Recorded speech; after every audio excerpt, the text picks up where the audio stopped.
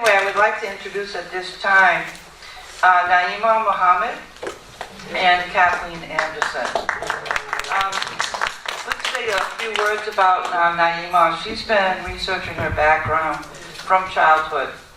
And she felt like it was really important to know about her story, and there were all these half stories that she had gotten, maybe out of fear. People didn't really share in a way that made sense. So she spent all of her life really looking to find and sorting through the mixed messages that will inform what she's going to be talking about with us today, about her history and the real history here in the good old United States. And Kathleen Anderson, she is a 50th generation USer, which is kind of really about the most profound thing we can think about right now. That's going to inform what they're going to speak with us about. Thank you. And without further ado. Good morning, everyone.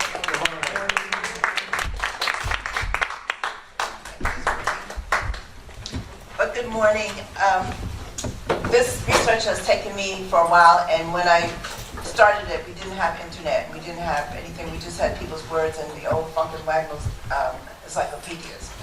So through that, and coming up today, being able to access the information is really important. One of the things I'd like for you to do is, on the flyer, there were some questions. And the answers are in the video, so you have to pay close attention. So if you have the flyer, there are a series of questions. One is, what has been left out of our school children's social studies history books and why? Why should there need to be a treaty between Morocco and the United States? Who was Abu Bakari and what did he do? Who are the original peoples of the Americas and where do they come from and do they still exist? What was found in the caves and rocks of North America? And what about Islam before Columbus? And those are some of the things that are going to be in the videos that you'll have to steadily look at in order to find the information to answer the questions. All right, the first thing I want you to know is probably something that you don't know about this country, and that it is the North Gate of Morocco. Morocco, their empire here extended to this area because the North America was located in the Western Hemisphere as well as the Eastern Hemisphere. North America is also located in the Northern Hemisphere as well as the 180th meridian, sitting on Russia and Alaska, which is Asia and America. And Morocco is the land of the setting sun. The word Alaska comes from Alaska, which means the great land or moor, M-O-O-R, land, or land with the sun. And it's also El Aqsa, which is the farthest, most extreme part of the Moroccan Empire. So it was known in the Moroccan Empire as Al-Maghrib Al-Aqsa, which is the farthest western hemisphere. And so you're really in Morocco. And America did not come from America Vespucci. It came from the words of Amoricans, which is from Arabic. So you are not in the U.S., you are in Morocco.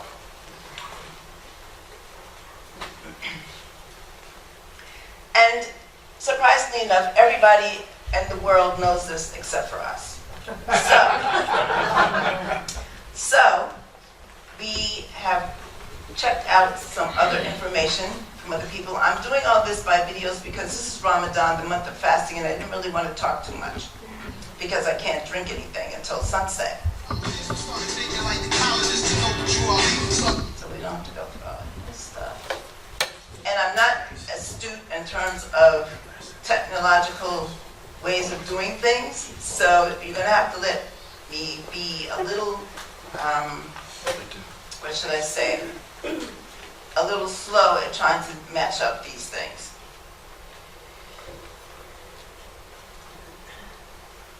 Of Morocco, because they communicated, because on paper it was part of Greater Morocco. That's known. That's known. How come you ain't getting this in school?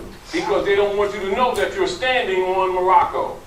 That the land is Morocco, the occupational government is the United States. Distinguished from the land. It's a foreign religious corporation belonging to the Jesuits. You're under occupation. And you're referred to as the Great Masonic Secret.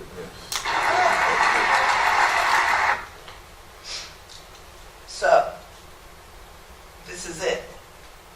And this is what has been kept from many of us.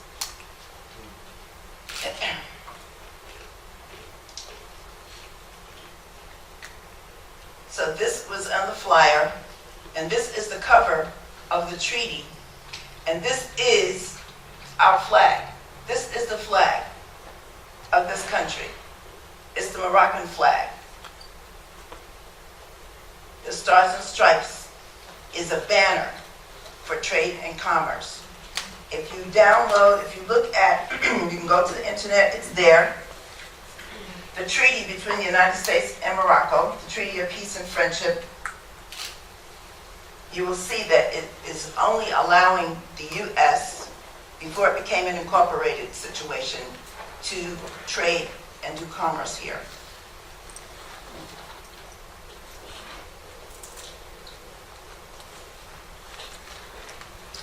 So let's look a little bit at before Columbus. What was happening here before Columbus?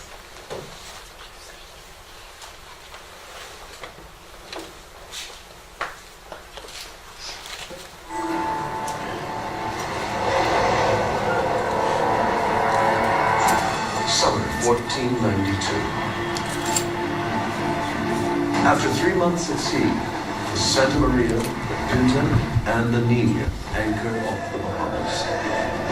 Europe has found the Americas.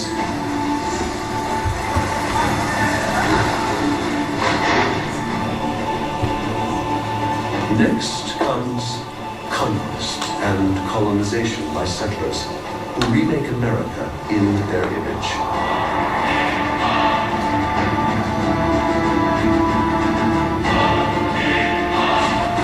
They advance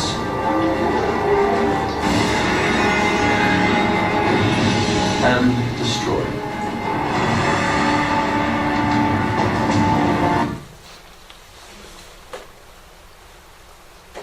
Now Kathleen is going to do a survey, quick survey with you, which is important to see. Yeah, so I'm just going to ask you some questions. I want you to raise your hands if you agree. Well, I'll ask if you agree, somewhat disagree, or disagree.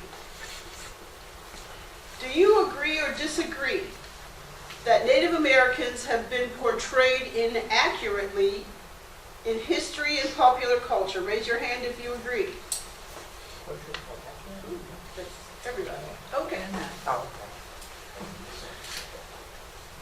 What is your view of the use of Native American names and imagery by college and professional teams? It's harmful. It's fine if done respectfully. How often do you see Native Americans represented in history and popular culture as anything more complex than a New Age mystic, a whooping warrior, or a noble savage? How often do you see Native Americans represented in history and popular culture as anything more complex than New Age mystic, a whooping warrior, or a noble savage? Most of the time. Okay. You sometimes see them represented in popular culture as more complex. You almost never see them represented in popular culture. Almost never. Okay. In school, how much did you learn about Native American history and culture beyond the Thanksgiving story or the story of Pocahontas? In school, how much did you learn about Native American history and culture? quite a bit. A little beyond Pocahontas and the Thanksgiving, almost nothing. Nothing. How often do you hear elected officials and policymakers discussing issues, challenges, or accomplishments of Native communities? How often do you hear elected officials and policymakers discussing these issues? Quite a bit. Sometimes. Sometimes? Almost never.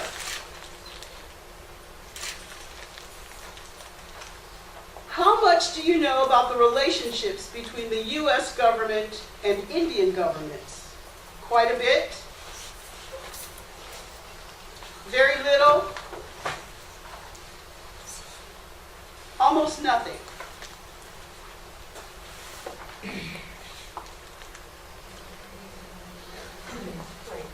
Okay, so Naima is going to carry us further into the next video that will help give us some answers, some insights. Most of us don't really know much about the Aborigines of America. Recently there was a congressman, or not congressman, but I think a governor of a particular state, and I looked at the video, but I didn't want to run it, who apparently used the word Aborigine and got a lot of feedback on that, and he ended up apologizing. Now let's see if he was correct or wasn't he.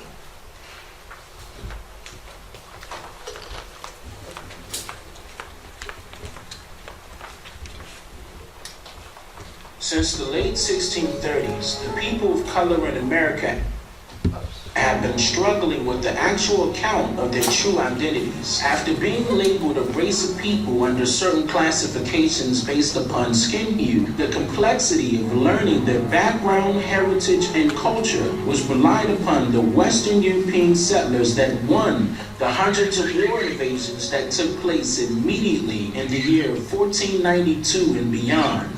The inability of governments of America and Europe to come to grips with their dark past and allow the Aborigines, who are natives to the land of America, as well as the descendants of everyone else involved, the healing required to move forward is not only a denial of basic human rights, but a telltale sign of the type of current racism, economic neglect, and mistreatment that will surely come to light during this generation of life. The threads of these ancient cultures of the Aborigine people, having existed here for tens of thousands of years prior to the arrival of the Europeans, must be preserved, strengthened, and woven back into a quilt that tells the unique story of not only their past, but of their bright future as well. The reasons for this runs much deeper than one may assume. One reason being, we have thousands of ancient history records, artifacts, tombstones, and hieroglyphics, etc., all in Africa. But to really put the full puzzle together,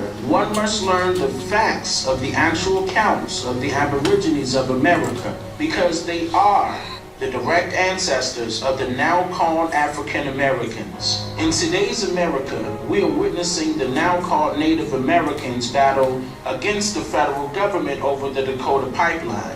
They are protesting because of the government's approval of this pipeline forces the removal of hundreds of their ancestors' respectful and sacred cemeteries from the land. But actions like this are not uncommon by the federal government. In fact, the immigration of Native Indians of this land started in 1492, and one untold example of that took place in the year of 1838. At that time, the federal government began forced removal of any Cherokee Indian and or Creek Indian families who had neither applied for state citizenship nor moved to their newly established Indian territory in the state of Oklahoma on their own. Crude stockades were constructed to temporarily contain captured Creek and Cherokee families until they could be quickly relocated outside of the state of Georgia.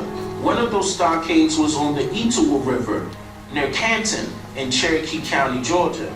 Nearly all Cherokee family cemeteries have been removed by late 1839, except for a couple, due to the fact that there were very few Cherokees in Cobb County, Georgia. that actually went on the Trail of Tears, a large cemetery of Indian slaves, or rather Aborigine people of America, located in Marietta, Georgia, that dates from approximately 1812 to the 1880s, has not been removed, and it's very essential to the history of the Aborigines. I personally asked a few of my good military friends to ask any ranking soldier, preferably someone of Aborigine descent, to go to this location for me and record what it actually looks like, due to the fact that it is gated up and it's off limits to the public for obvious reasons. You can't even get your heritage unless you're in the military. And this is happening in other areas, that the information is being suppressed so that you're not able to know what came before or who was here or what people look like. But now they are discovering what people look like. And so we're going to let you see that the mounds that we have here in this country, there was a civilization, and the mounds are not I'm your host, Grant Tell. just Welcome to an there. introduction to They were the there Mound for a Builders, reason. the first in a 4-part series entitled An American Deception. We'll see you in a few minutes.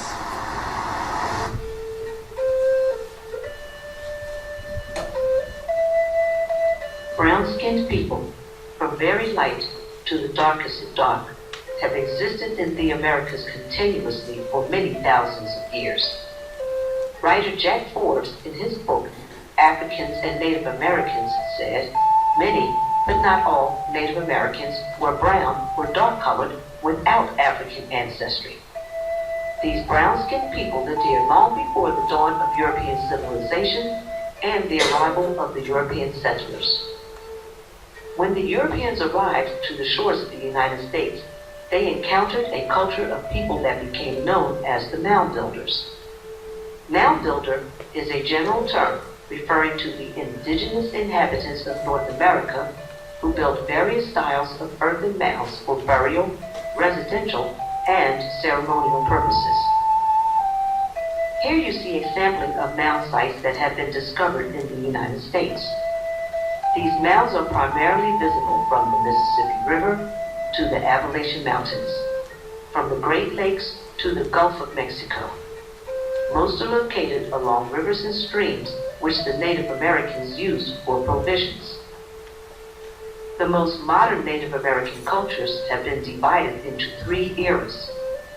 The Archaic era, from 8000 BCE, or before the Christian era, to 1000 BCE.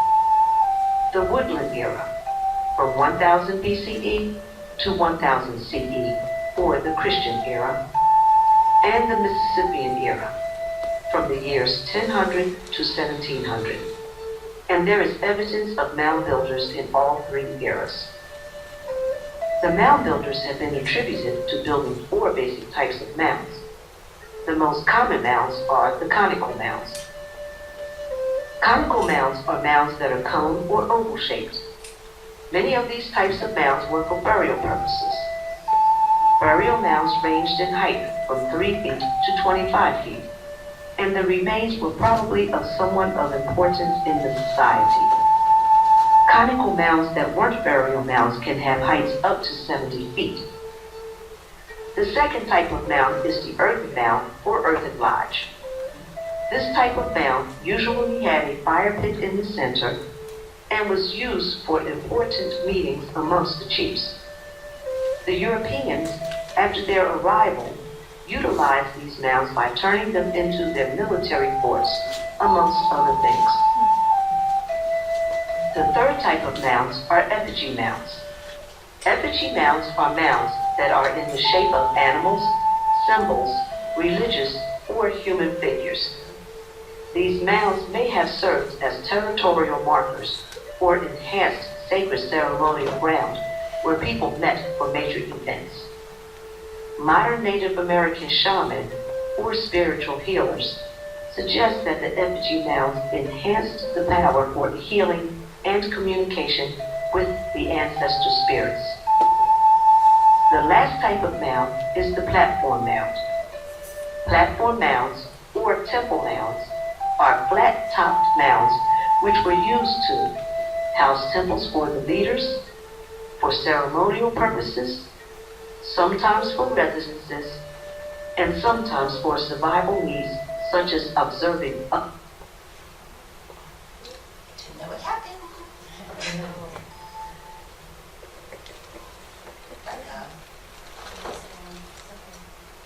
It's trying to do something, I don't know, it's not my It seems like computer. a virus scan.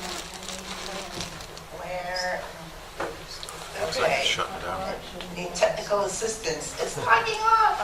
That's okay, it's probably just updating, so maybe we just need to give it a minute. Whose computer is this? No, if you configure and updates, who knows when that'll come back on now. It shouldn't take more than a few minutes. It's okay.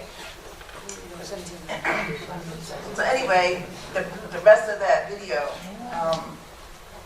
went and told you about the mounds that were still in use today, and one of them was in Philadelphia, and they had constructed the library over the mound, and so you can actually go there and see it. So that was a part of the rest of that video. Hopefully I'll be able to get back to where we were. In the meantime,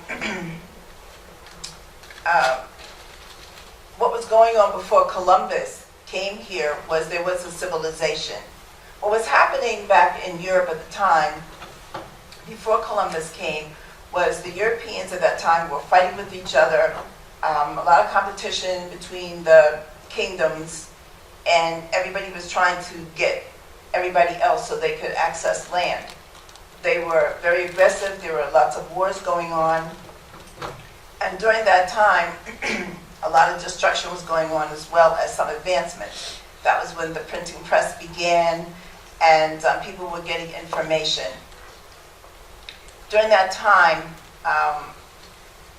Columbus was trying to convince someone to give him some money to sail to a land that he thought was going to take him to the riches of India. And so he finally got approval from Queen Isabella, who gave him money. And after he got the money, he had to try to find a crew. And the only crew he could get was about 87 of the worst people in society. Murderers, people who had just been fighting the Moors, because at that time the Moors had been run out of Spain. And I know. So he was having a difficult time finding a crew. He finally got one and set sail to this land.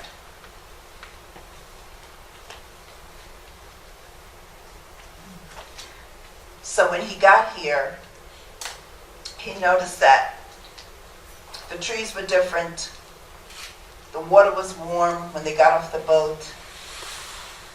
There was a lot of vegetation that he had never seen before. He expected to arrive on the shores of a port where there was commerce and trade going on, and instead he arrived on an island where there wasn't much of anything but vegetation. But, unbeknownst to him, until later on, there was a group of people who had seen many people come from the sea, but none that looked like him and his folk. So they were curious about it and came to check him out. And during that time, this is when a lot of the information going back to Europe was that there was a land, it was pristine, there wasn't anybody there that could do him any harm. And when Isabella sent Columbus back, she sent him back with arms, dogs, and firearms, weapons of mass destruction, to be able to control the people and access the land for her.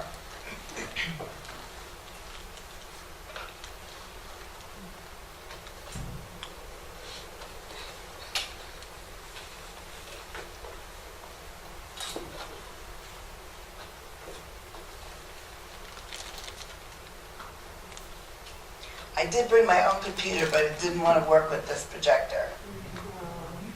And everything was uploaded and ready. Yes. Could I ask you to go back to the very beginning? I missed the link between Morocco and the Americans. Could you, how we are part of Morocco? Could you just Yes, recap we are. that a Yes, couple this is Morocco. sentences? Yeah. This was Morocco when the United States came here, when Jefferson, Washington, and all of those folks came here. This was already established part of the Moroccan Empire.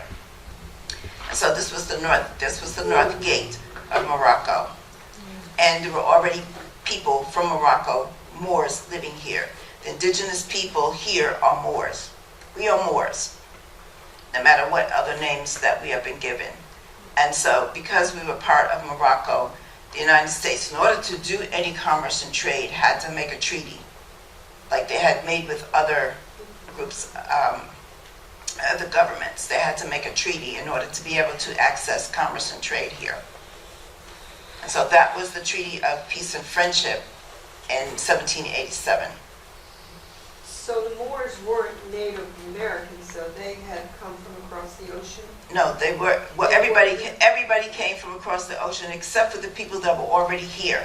The Moors were already here. They were. When this is the thing, and this happens here, the reason why we are U.S. citizens, because we're occupied by the U.S. Incorporated. We're U.S. citizens because this is now known as the United States. Anybody living on the landmass before, when it belonged to Morocco, and it still does belong to Morocco, are Moors, the indigenous people that lived here. Not the Europeans that came later, but the people who were already here for centuries and millions of years. The people who built the mountains, the people that were already here. The indigenous people that came in various hues and colors that were here from the very beginning. What happened is, and there's someone that talks about that later, is that the land masses were all joined together. And so when the great cataclysm thing happened, it was separated. If you put the map together, you can see how that all fits in. And so there wasn't any, the Atlantic Ocean was a river. It wasn't the ocean. Thank you. Yes.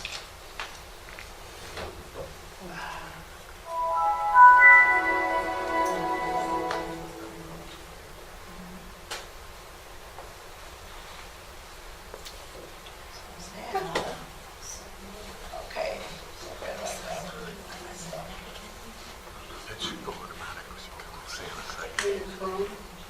Yeah, it's there. It's still doing.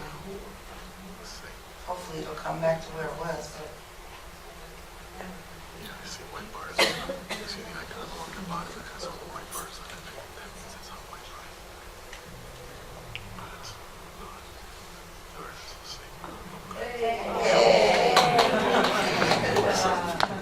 All right, we can see the end of that, or we can just move on. I have a question. Yes. May I add something?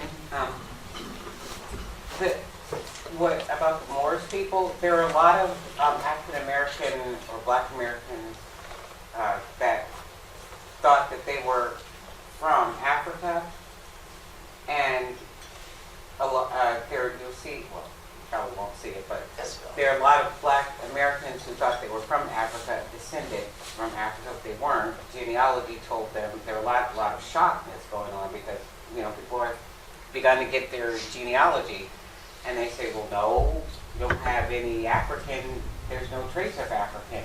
So then, what am I? Oh, that group of people that have been left out, the Moors. Okay, Ms. Fleury, we're going to move on because you're answering the questions. Oh.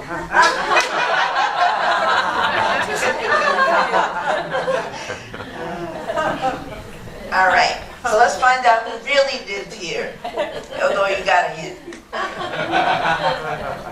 All right, so I have to start this and I guess.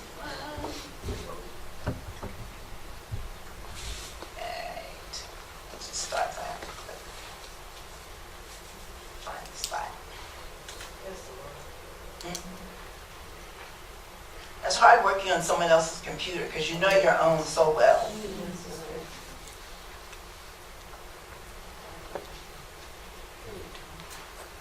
Okay, we're going to skip some of this because it's too too long of a video. So if I can get to where we need to go.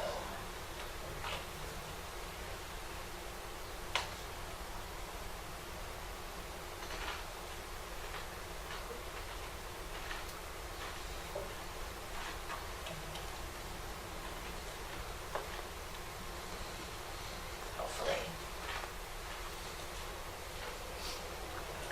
Oldest Homo sapiens ever found on this land are from Brazil.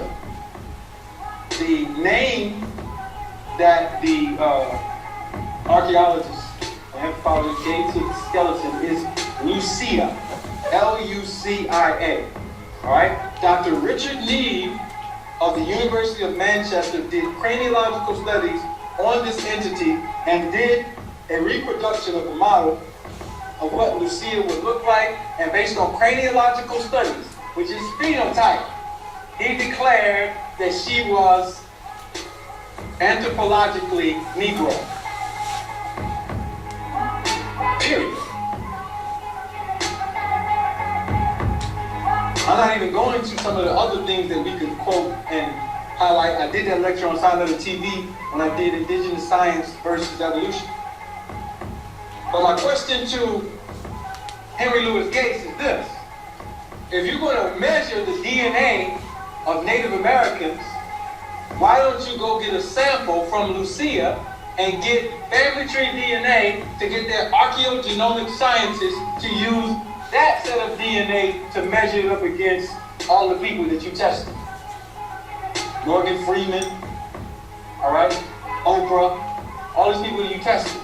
Take her set of genes and match it up against them. You were taking the Austronesian DNA of these four groups, measuring it against ours and telling us we're not Native American. That was part of the plot from the beginning.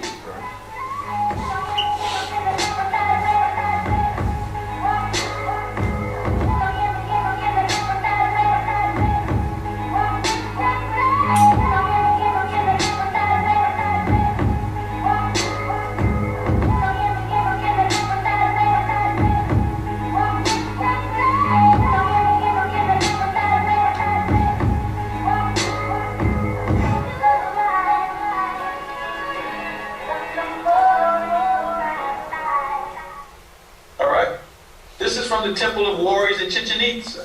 Cost me $600 to get this book. Why did it cost me $600 to get this book and they had to take it from the Smithsonian vault? This is showing a race of people in Mexico, all right, who are arresting the people who call themselves natives today.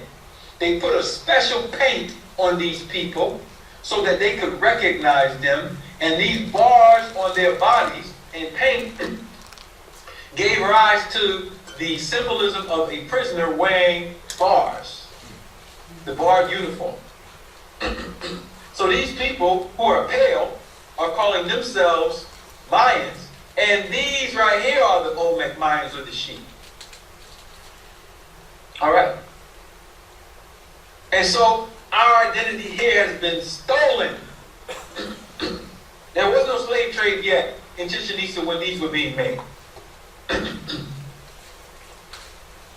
Slavery came thousands of years later. How did these black people get here?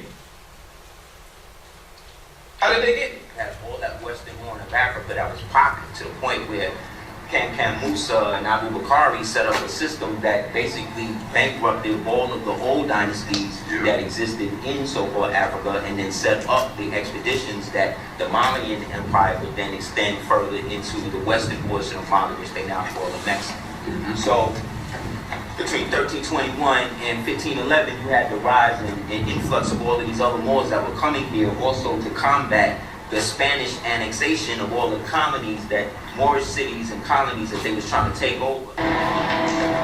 Timbuktu had long been a destination or stop for merchants from the Middle East and North Africa.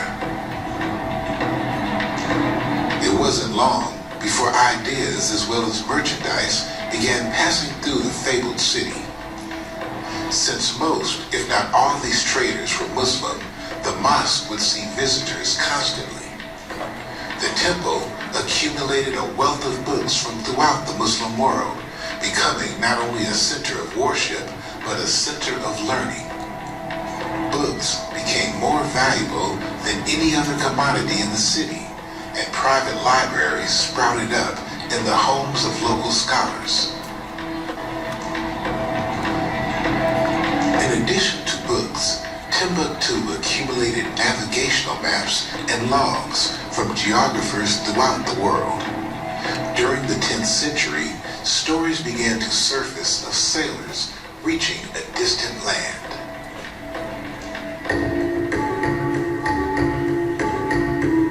One of the first accounts came from a 10th century historian named Ali al-Masudi, an accomplished geographer, philosopher, and natural scientist. He wrote a book called In the Meadows of Gold and Quarries of Jewels. In it, he tells the story of a young man from Spain named Kashkash ibn Sa'id, who crossed the Atlantic Ocean, made contact with people on the other side, and returned in the year 889 AD. Al-Masudi wrote, Kashkash gathered a group of young men and went on a voyage on this ocean. He returned with a fabulous booty. Every Spaniard knew his story. By the 12th century, the world's best-known geographer, Muhammad Ali Idrisi, was also telling stories of sailors crossing the Atlantic. Al-Idrisi had created the most accurate map of the world in pre-modern time. His book, The Delight of Him Who Desires to Journey Through the Climates, is a geographical encyclopedia containing detailed maps and information on European countries, Africa, and Asia.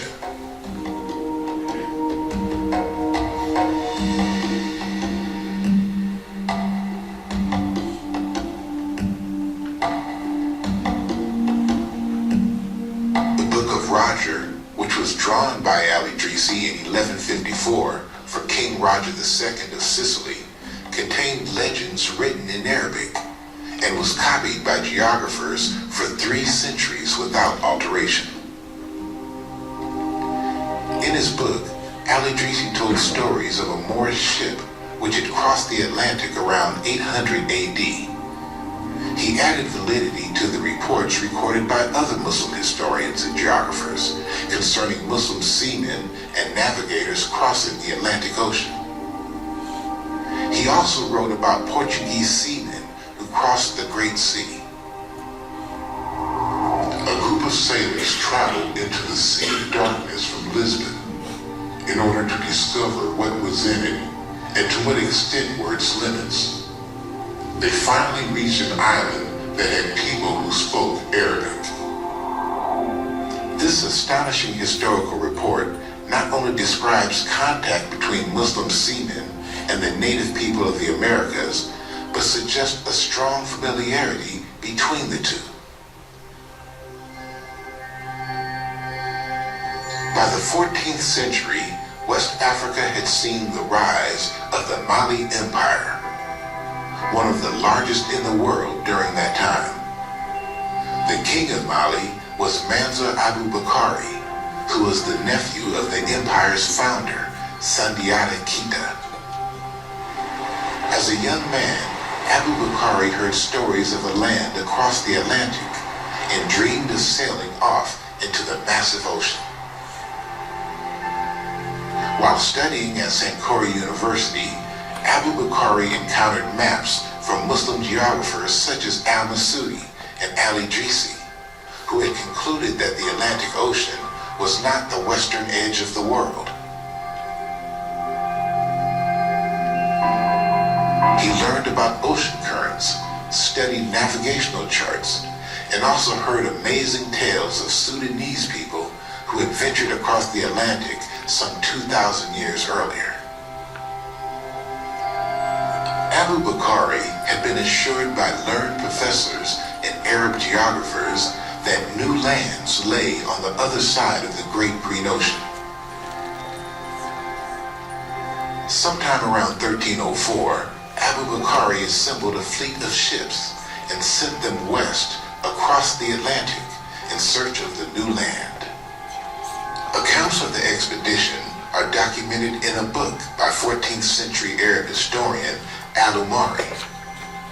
According to his writings, Mansa Abu Bakr launched 200 ships filled with men, and a further 200 ships amply stocked with food, gold, and water to last for 2 years.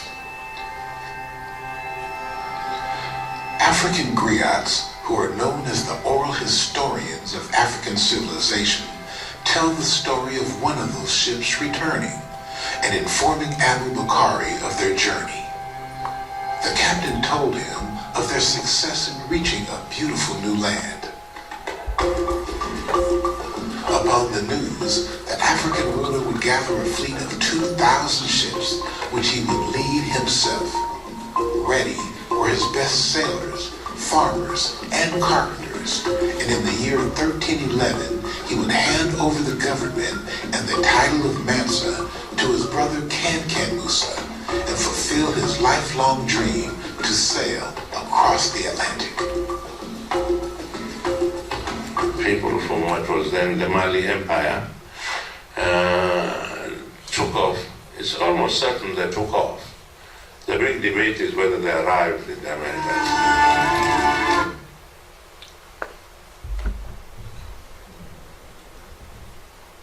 So already you have the the people from Mali, and people who do get their DNA do have it designated that they are Malian. So this is one of the things that has been used to say that most of the people here have come from Africa. But when they arrived, there was already people here, as was stated before. So, so after people got here and the Europeans came, there was a slave trade that developed. And now we're going to find out exactly who were the slaves.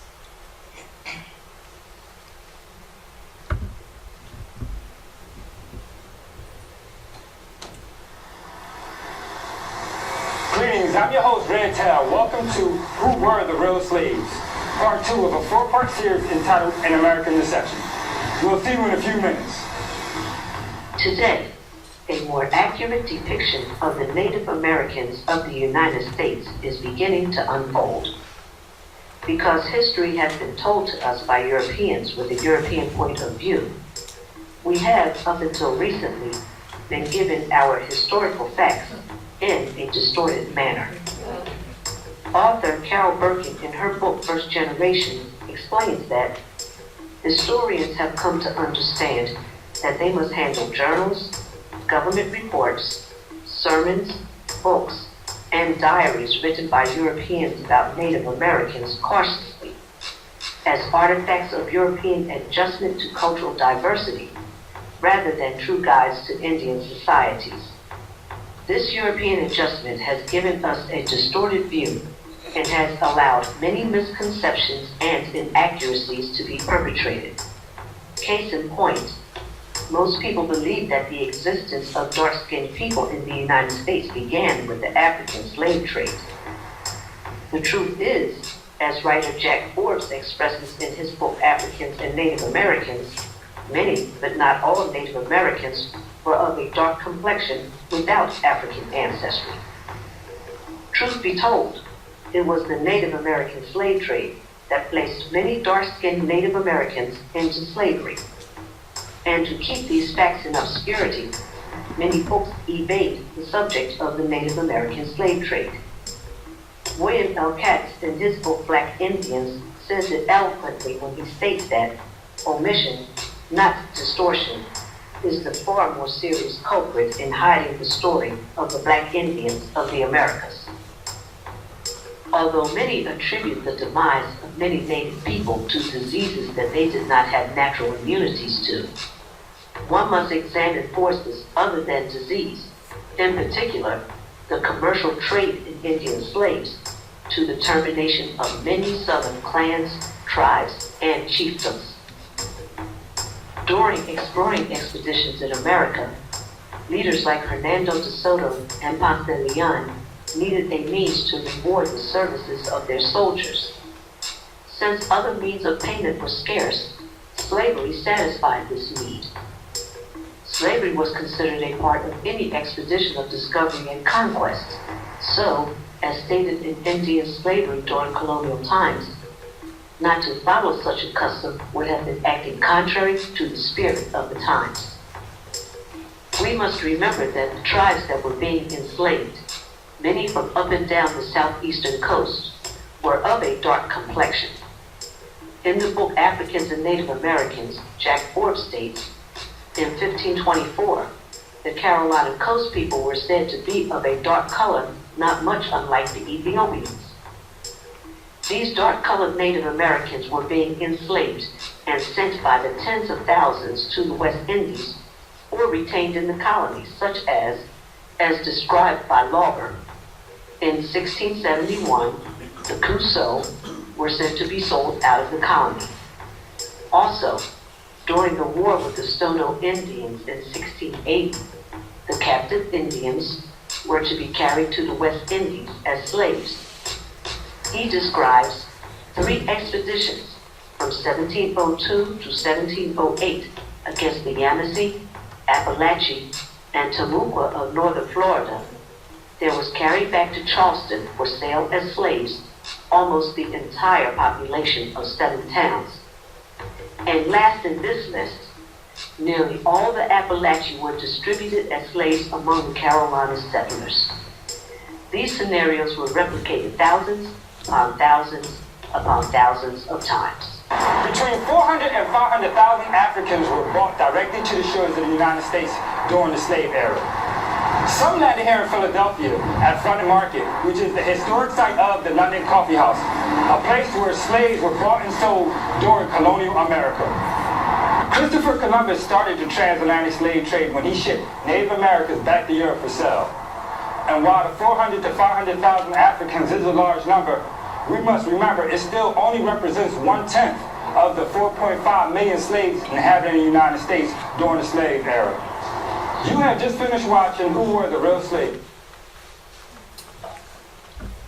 So that's a fact we don't get.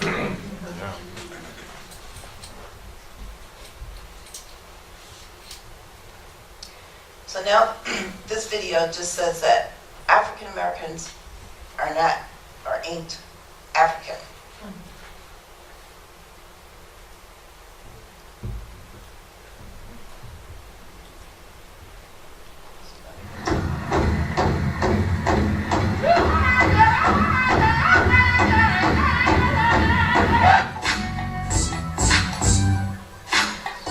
Steps are the same.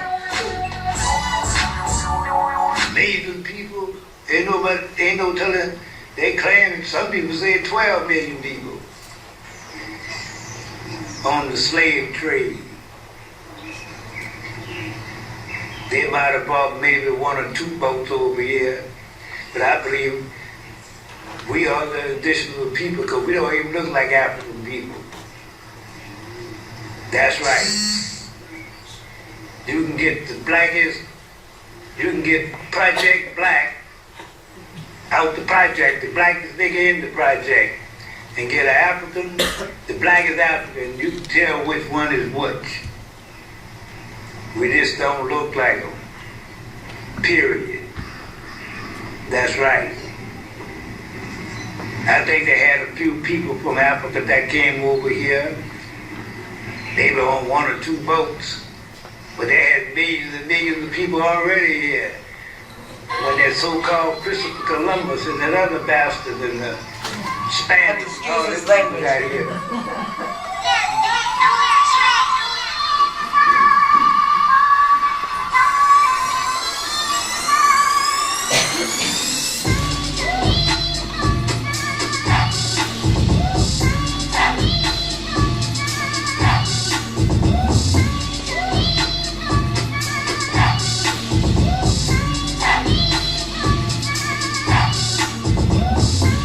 Years later,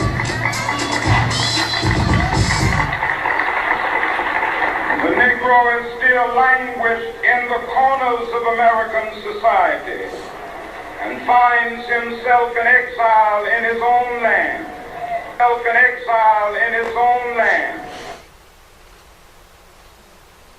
Since we're going to share something, I just told her that my mother, Chickasaw, from Mackinac, Mississippi, so she's going to shed a little more light on my people. Black people, yes, that is talking about, everybody came over and we were all slaves. No, you can even check it on the internet, right? Right. Before the continent shifted, which is what we call in this Kali Yuga and stuff. You can check from all the way from Tibet, and you'll see exactly where. Check Hanumanji. That's in all of the pyramids and Mayan stuff. It's right there. You got it written in Sanskrit. Just look for the elephant, and what the elephant doing over this side here.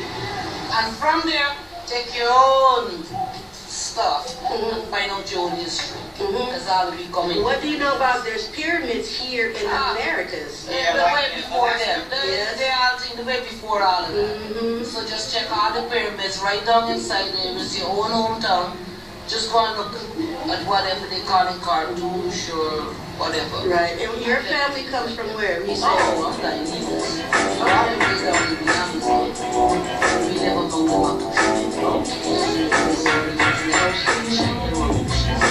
I've read a little bit about that. That's enough.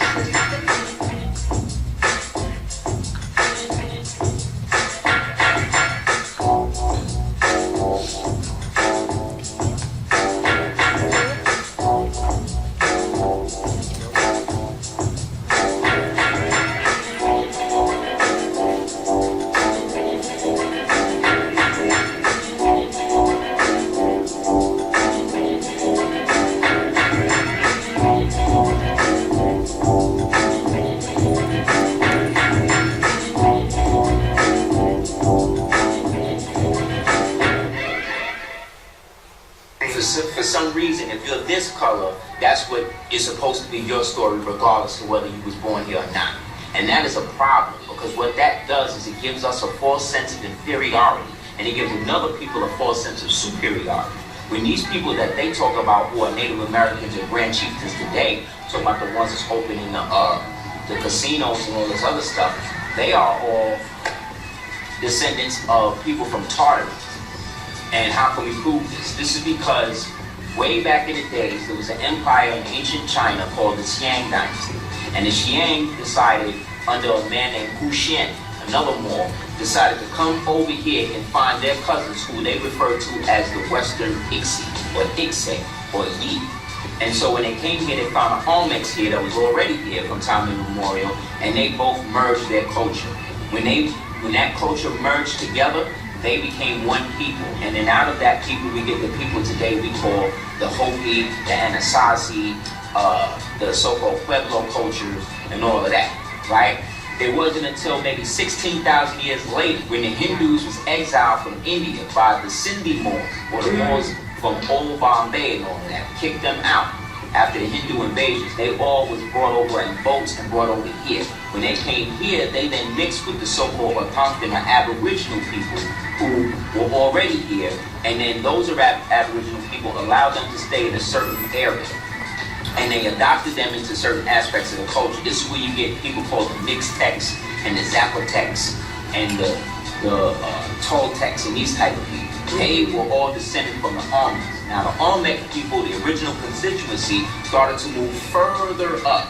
They started to move further up from La Venta, Palenque, Chichen Itza, and move further up into what we would now call the Midwestern United States, and then further, and then after a certain amount of time, they dwelled there and it started to disperse into sub-tribes and nations. Some of those sub-tribes and nations, one of the biggest one was called the Yamasee. I don't know if any people saw the movie Apocalypto, but in that movie there was a blue dye that they were painting the people who were going to be sacrificed in.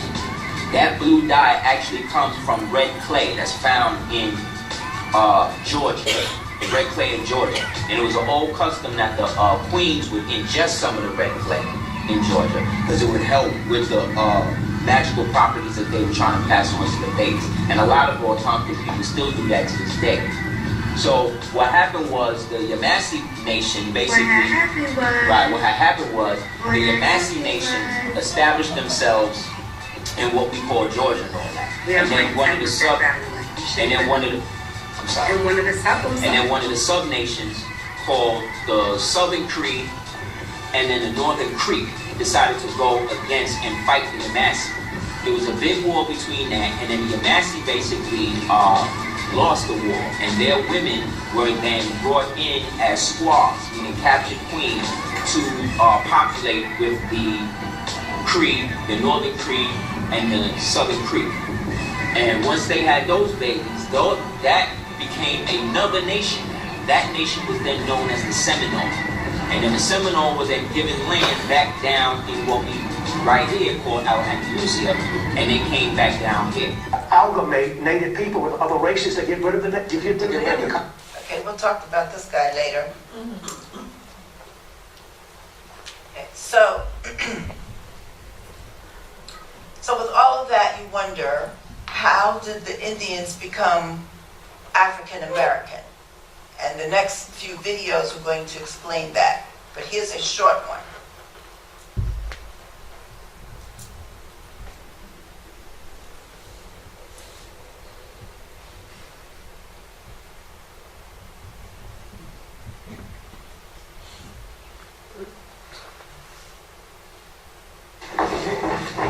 Y'all can't come in here. I'm Chuck Berry.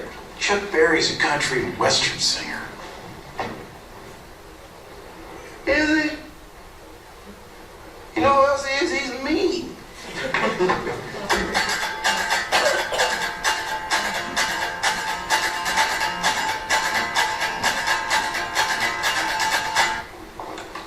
Says he's Chuck Berry. Let me see some ID. All right then. ID. This license says you're Indian. That pinup make you look like a white man. What the hell are you? Well, I'm a musician, and my name is Chuck Berry. And I can be whatever you need me to be, playing your fine establishment this evening. And I can be whatever you need me to be, playing your fine establishment this evening. And I can be whatever you need me to be, playing your fine establishment this evening.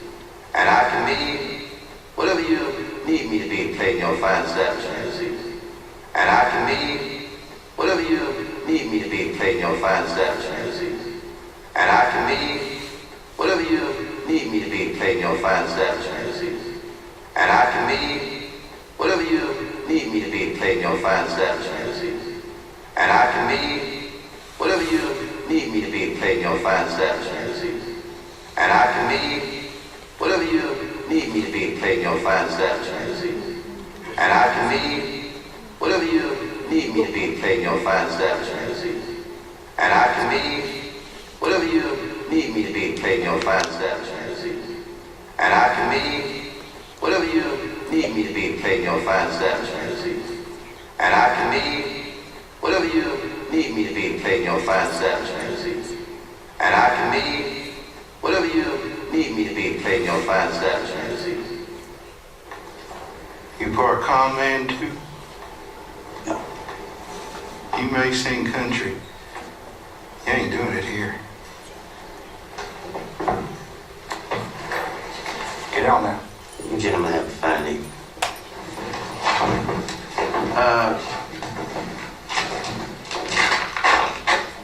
ID.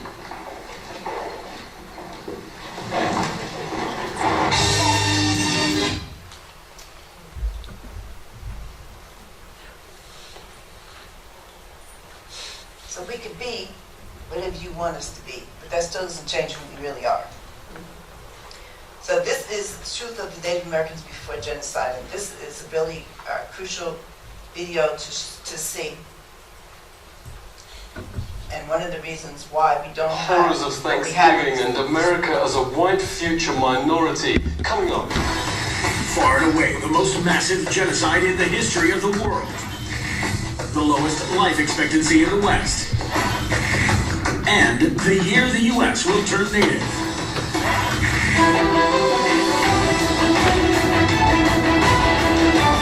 Virtually none of Thanksgiving has an ounce of accuracy, notes the bestseller Lies My Teacher Told Me. The idea of Europe bringing civilization to the Americas simply flips truth on its head. This is what European explorers actually found in North America. Far and away the most beautiful city on earth. 5 times the size of London or Rome. Great towers and buildings rising from the water. 60,000 gleaming houses, and how spacious and how well built they were. Of beautiful stonework and cedarwood, and the wood of other sweet-scented trees. The many streets and boulevards of the city were so neat and well swept, despite the multitude of inhabitants, crisscrossed with a complex network of canals, like an enormous Venice, but also remarkable floating gardens that reminded of nowhere else on earth. While Europe was drinking water from its polluted city rivers, huge aqueducts transported America's water from fresh springs. But what impressed most were the special merchant areas where timber and tiles and other building materials were bought and sold, as well as greengrocer streets where one could buy every sort of vegetable, fruits, honeys, nut paste and chocolates. Astonished by the personal cleanliness and hygiene of the colourfully dressed populace, and by their extravagant use of soaps, deodorants and breath sweeteners. Most Europeans never bathed and kept clothes on at all times. The Pilgrim's notes biographer Zini Feiner had a terrible smell. Indians tried, quote, without success to teach them to bathe. Settlers also had bad breath from rotting teeth. Death and starvation was so common that corpses were just dumped in open pits known as poreholes. Many turned to alcohol and committed suicide. In fact, the story of the first settlers has been deliberately changed, knows author James Lowen, because the truth's so shameful. They actually settled hundreds of miles further south and stayed in America because the mission was a failure. Their real aim, reports historian Robert Beverly, was to find some gold and take it back to Europe. They spent their days digging random holes in the ground, aimlessly looking for gold instead of planting crops. Soon they were starving and digging up putrid Indian corpses to eat. They took some Indian prisoners and forced them to teach the colonists how to farm. And the meal with the natives wasn't quite the Thanksgiving shown on TV and in school books. The colonists offered the Indians a toast to eternal friendship, whereupon the chief, his family, advisors, and 200 followers dropped dead of poison. In mainstream history books, perhaps the most common description of American territory then is virgin land. In fact, notes historian Peter Jennings, it was widowed, horrific enough the Nazi ethnic cleansings in Europe during World War II. Leading American studies professor David Stannard notes it's dwarfed by, quote, far and away the most massive act of genocide in the history of the world. The death of 100 million indigenous people in the, quote, American Holocaust, some from disease but also vast numbers from a deliberate policy aimed at wiping out the race that mainstream history books continue to pretend never happened. In Oslo, Heinrich Himmler called the final solution, quote, delousing. Himmler was only echoing the Pilgrim Army's rallying cry, nits make lice, nits being Indian babies. This was a map of Indian nations across the US. 80% of the first government's entire budget went on attacking existing Indian settlements to take their developed farmland. Settlers would most probably not have survived, writes Jennings, on their own. 95% of America's entire population was then wiped out. American Holocaust notes there is documented evidence of colonist leaders going town after town, deliberately killing all men, women and children. Yet school texts and history books remain silent. Orders came from the very top. Under the direct order of George Washington, at least 28 of 30 Seneca towns and all the towns of the Mohawk, Onondaga and Cayuga were simply obliterated. George Washington wrote the Indian country, quote, must be destroyed. Thomas Jefferson called to, quote, pursue Indians to extermination. Nobel Peace Prize winner Theodore Roosevelt called beneficial the eradication of the native race. Stannard notes genocide was official public policy. California Governor Peter Burnett in his 1851 message to the legislature. Extermination must continue to be waged until the Indian becomes extinct. Another governor issued the public proclamation to, quote, pursue, kill and destroy all Indians. A witness notes the ensuing bloodbaths practically wiped out the native race. The whites shoot them down like wolves, men, women, and children, wherever they could find them. This war of extermination against the Aborigines is tending to the final extinction of the race. What reportedly saved the race from extinction was their use as slave labor. This extermination policy has proved so injurious to the interests of the whites. Indian labor is indispensable. Highly prized slaves were Indian girls as young as 3, said the Marysville Appeal, for fulfilling double roles of labor and of lust. Phil Lane Jr. is hereditary chief of the Hanktonwan First Nation. Phil, really great to see you. What facts are being airbrushed out of history? Practices were that sometimes you don't want to speak about, and they not only wiped out most of the people, but the way they did it, the greatest loss of people at any time in history. Cultural genocide is still being waged on surviving Indians, reports Truthout. From the start of the 20th century, children were forced into so-called Indian boarding schools designed to, quote, kill the Indian in them, according to the system's founding father, Richard Pratt. Indians are obliged to change their name to a Western one like Tom, made to dress and style their hair like whites. Indigenous Americans are also forced to adopt Christianity and all other parts of Western culture. Lenore Stefan witnessed the abuse firsthand. Thank you so much for speaking to us. Can you tell us what happened? Federal policy here was to take the Indian out of the person. They beat the language out of like my father. He grew up his whole life. His hands were kind of bent. As a result, he used to talk our native language, but he never wanted me to learn. I consider myself a recovering Catholic because of, the sexual abuse that I experienced, from the Catholic Church. Daniel Sheehan says the genocide is continuing. He's helped start the Lakota Child Rescue Project to stop the forcible removal of Indian children. Daniel, thanks a lot for coming on. Could you tell us what is happening to the children? And what we discovered is that not only were the children being taken on an epidemic level, that it was happening on every single one of the reservations and in virtually every one of the major cities. The International Convention Against Genocide actually has a provision which expressly identifies what's going on as genocide. That the systematic undertaking on the part of the racially dominant culture in a given nation state, taking away indigenous children from their native tribes and putting them in the white culture has been identified as genocide. Even the Supreme Court still upholds natives' second-class status to this day, writes noted legal scholar Robert Williams. He joins us now. It's really great to speak to you. Can you give us some examples? 1 out of 3 Indian women will be raped during their lifetime. In 86% of those cases, the victims report that it's a non-Indian that perpetuated the sexual assault or the rape. This has been traced directly to the inability of tribes to prosecute these crimes. One of the points I make in my book, Savage Anxieties, is that if you look at the history of the more civilized nations treatments, so-called more civilized nations treatments of indigenous peoples, it really makes you wonder who are the savages and who are the more civilized. One very famous study done found that every single treaty that the United States had negotiated with tribes had in fact been breached at one time or another or had been violated. Supreme Court said they had no property rights and therefore no rights to just compensation. And there was some horrible language in the opinion about how the court recognized that everyone knows that the savage tribes of America were conquered and the treaties were really meaningless anyway.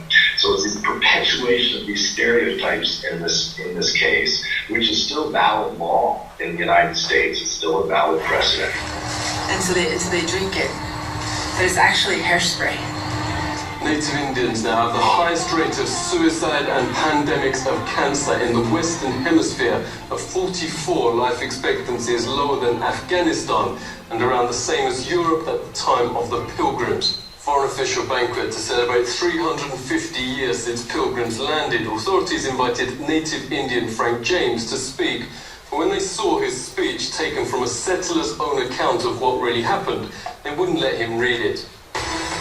The Pilgrims had hardly explored the shores 4 days before they robbed the graves of my ancestors and stole their corn, wheat, and beans. The Indians knew this fact, yet welcomed and befriended the settlers, little knowing that they would be killed by the settlers' guns. What has happened cannot be changed. But today, we work toward a better America, a more Indian America, where people and nature are once again important. Frank has helped start a national day of mourning each Thanksgiving, a protest over the Plymouth Harbour and Mayflower replica. On the West Coast, thousands also gather for Un-Thanksgiving Day, calling on the US to honour treaties promising Indian rights and international law. The American government faces increasing domestic and international pressure. The Supreme Court has reaffirmed the validity of the Treaty of Fort Laramie, giving Indians rights over the area. Okay, the rest of this, for some reason, was leaked out. Probably some very important information. But anyway, that's part of it. Is the reason why things have been the way they have been. And now Kathleen is going to show us a video, or video, something like that. And then hopefully we'll have enough time to do the last two videos, because those two, the last two that I have, are very important to this whole.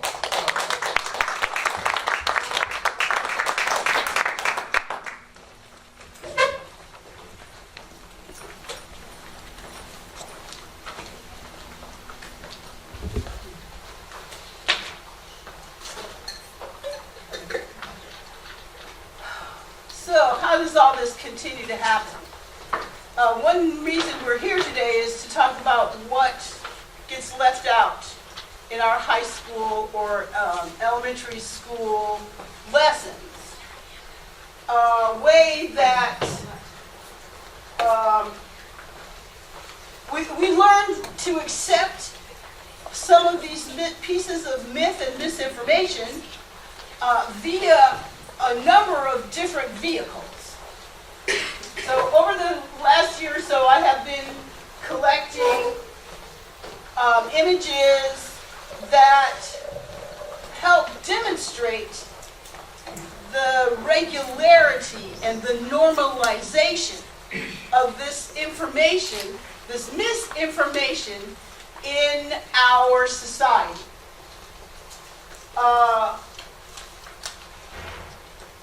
Example, for instance, is advertising. So here is an advertisement, a popular advertisement. It is from Florida Orange Juice Company.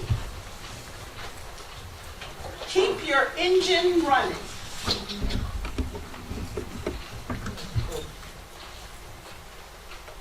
And here's one from the a gas company.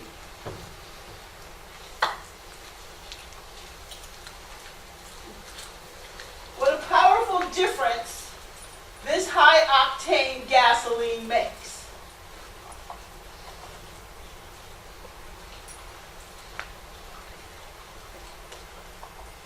So First Nations and indigenous Americans, or indigenous Turtle Islanders, as this land is called, are not the only ones. The Chinese, for example, were also prohibited from establishing a foundation here in the country. They were brought in to work on the West Coast, and men who were brought over were not allowed to bring their families over in the early times. And what the culture did was essentially dehumanize.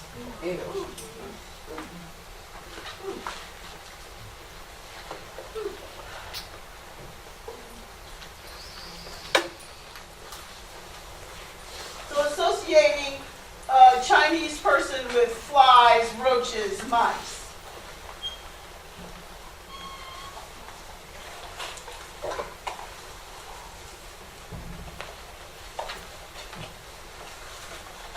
So this is an advertisement from the 1960s even. So many of these stereotypical advertisements maintained until very recent times.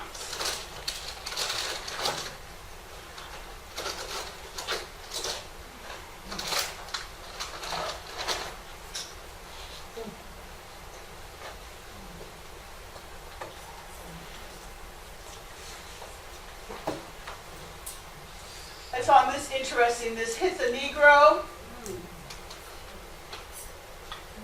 And then there was an amusement park game,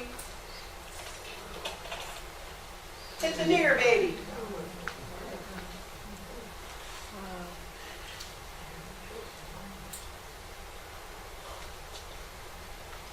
So not only did these myths and stereotypes proliferate through advertisement, these are some examples of popular songs in the early 1900s.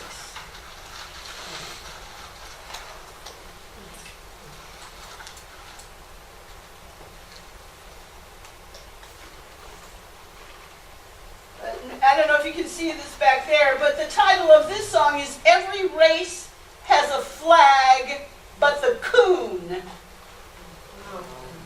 And it's this song that led Marcus Garvey to develop the red, black, and green flag in the early 1920s.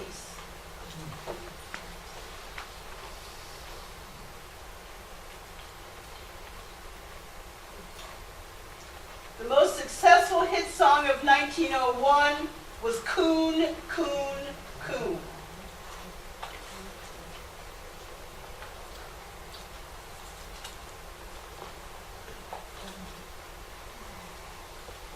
So not only were these in songs,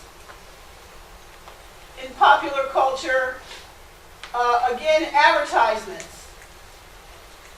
Here, this is a toothpaste called Darky Toothpaste. And a potential customer could have this calendar hanging in their environment all year long. Lucky Coon cigarettes. This one is a haberdashery, a clothier, that was located in Chicago, Illinois. 1927 is the year on that one, as you can see.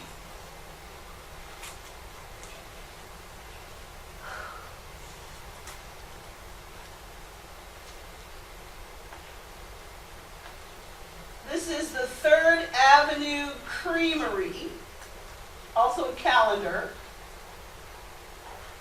They sold cream, poultry, and veal. This was in Spokane, Washington.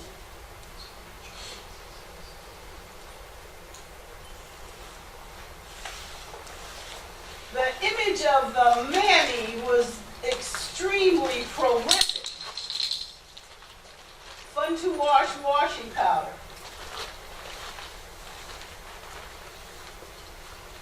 This is a brand of coffee.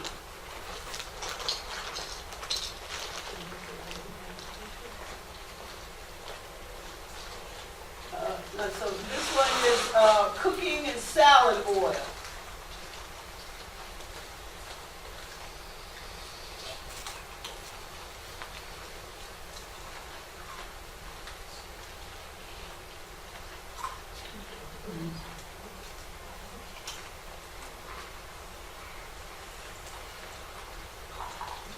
Some of these are postcards, so individual could buy a postcard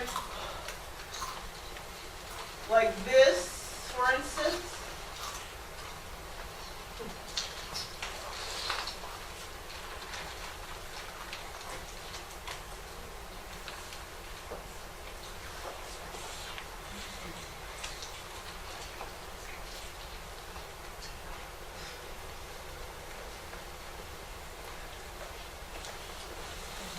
How many people have grown up to associate watermelons and black people? Yes. Right. So here's Northrop Seeds Company in Berkeley, California, and Minneapolis, Minnesota.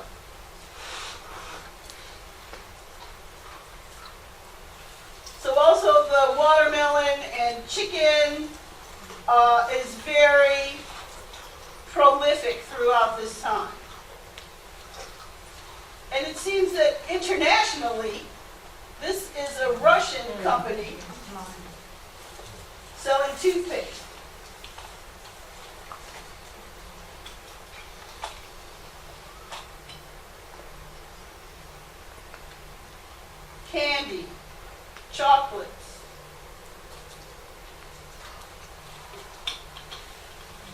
syrup.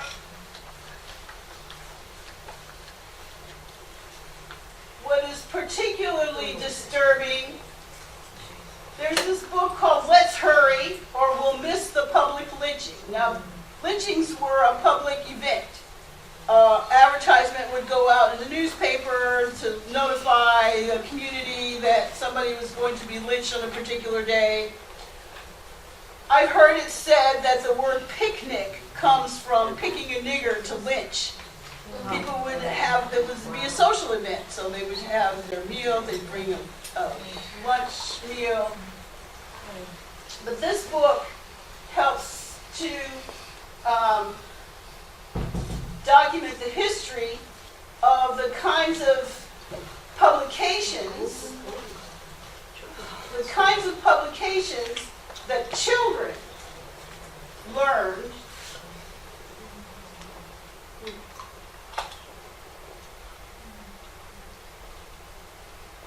So this is 10 Little Nigger Boys. It was one of several nursery book series that taught white children to count in the late 1800s and the early 1900s.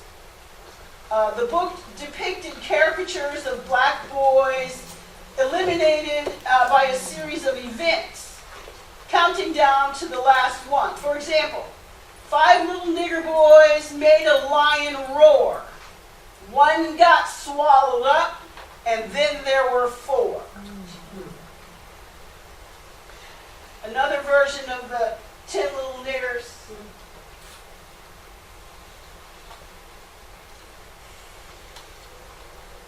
Ten little nigger boys went out to dine. One choked his little self, and then there were 9. Washing powder. How many of us learn eeny, meeny, miny, mo? Catch a nigger by the toe. Oh my God.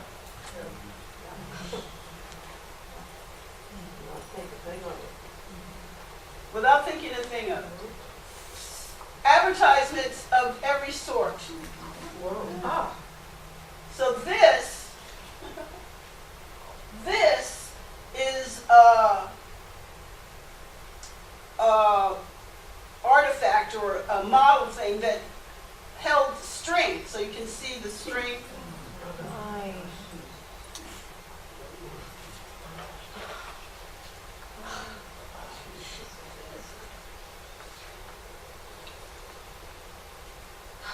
So all of these contributed to mentality in the culture.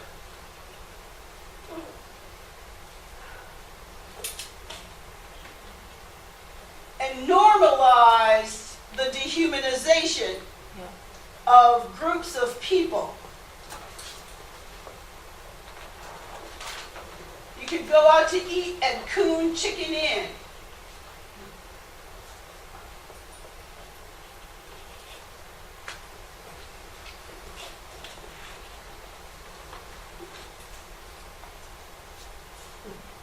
Now compare those soap ads viewed to Pear soap, which dignifies a European aesthetic.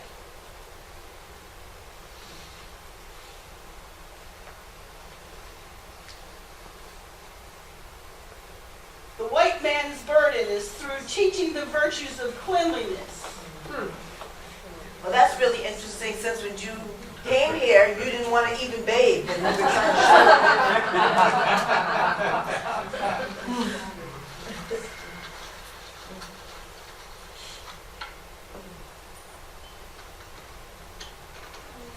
Black mammy enamel.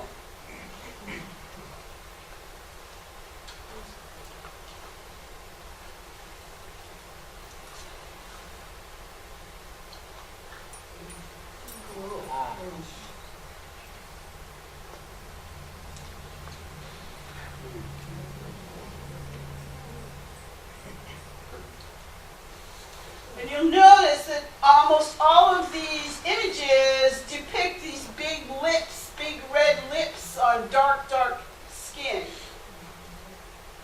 Children could buy a licorice cigarette.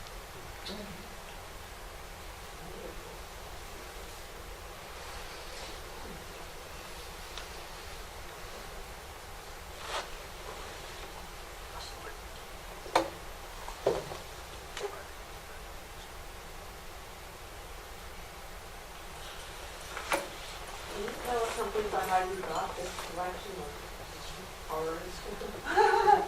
Yes, well, how many people are familiar with the website or the social networking site called Pinterest? Yes, Pinterest. I find it a really valuable tool to collect resources and images that I can later look up and refer to. And in the course of setting up Pinterest boards for myself, I'm a social justice educator. I have a number of Pinterest boards I use to acquire resources on particular topics. At one point in my search, image came up of one of these postcards, and that led me to the website, which led me to all kinds of different images that I then collected on a Pinterest board called White Reflections of Blackness. And I just took all of those from that board. I have one called Social Justice, Race, and Racism, and have selected web images related to those topics. I compiled them all into this particular one called Racial Justice Rising Presentation, June 3, 2017.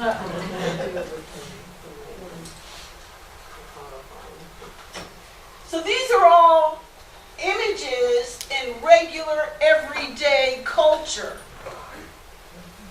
It was normalized to depict these false images that that fed an undercurrent of what? Ignorance. Thank you. For lack of a better word, that's a good one for now. Little nigger soap, 5 cents. So people would have this in their homes, and they're everywhere.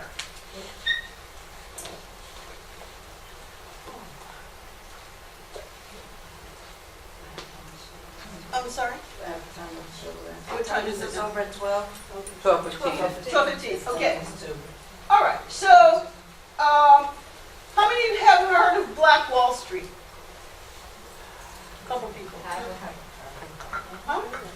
Have you heard of it? Have you heard of it? Yes. Yes, okay. Thanks to this organization. All right, so then I want to show this video that really goes into depth talking about what happened, the assassination and murder and massacre of a community of over 15,000 people that left them without housing. Many of them, not only their lives, but their livelihoods were lost to jealousy and rage.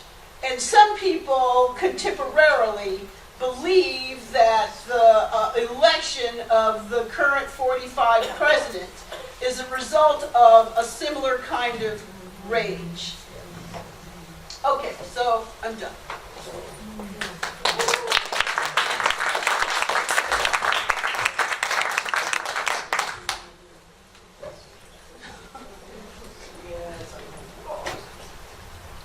But this is the mindset that it's the subconscious mindset that we walk through with.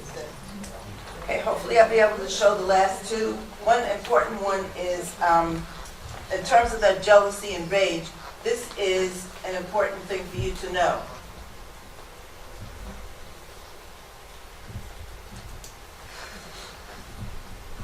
Some of this is hard to take. Discussing Indian blood?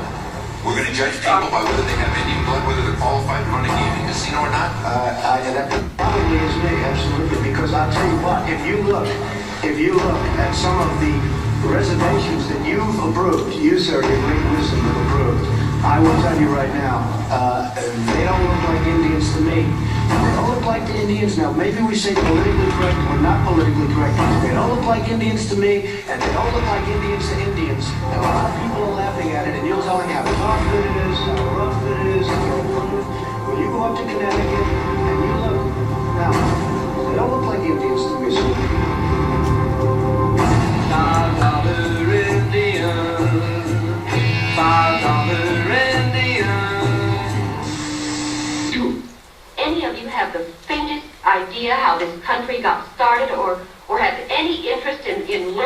about it? If you have, you just haven't shown it. I don't know why you even bothered. Opie, what is it? I know. You know what? How this country got started. Indeed. Well, suppose you tell me. Founding of Jamestown, 1607. The first colony was founded in Jamestown, Virginia by Captain John Smith. He was a friend of Pocahontas. Her father was an Indian chief. She was an Indian too, but she was a friend of his and she wouldn't let him. Kill him, I mean. Wasn't the first? Columbus was in 1492. Wasn't it Jamestown? It was in San Salvador. That ain't the United States, you broke. That's in the West Indies. What about the Pilgrims? They weren't the first Americans. The Indians were. Right there, right, Miss Boys, now you've raised some very interesting questions. Suppose we just start back at the beginning and take them one at a time.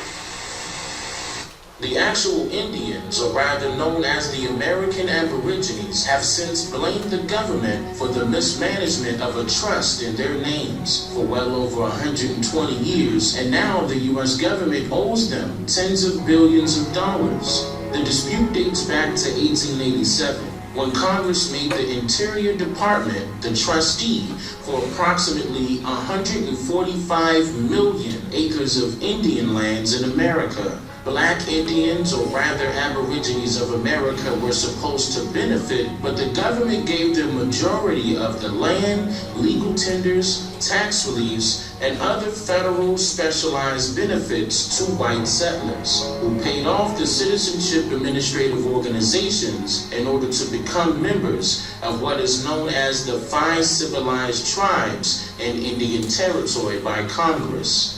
White settlers sought to reap the benefits of the Aborigines. In fact, one example of that will be the complexity of how successful, but so openly fraudulent, they did it. In 1895, the white settlers were informed of what benefits the Indians were entitled to, so they traveled to the Dawes Roll Commission to inquire about having their names enlisted on the roll cards for full-blooded and/or freedmen Indians of American lands. In 1898, the Dawes Roll acted as a census responsible for documenting records of one's ethnic background in order to determine one's association with specific American Indian tribes. Also, it played an important role with determining which Indian tribes would get land allotments and other benefits that I detailed earlier, in return for abolishing their tribal governments and recognizing federal laws. In order to receive the land,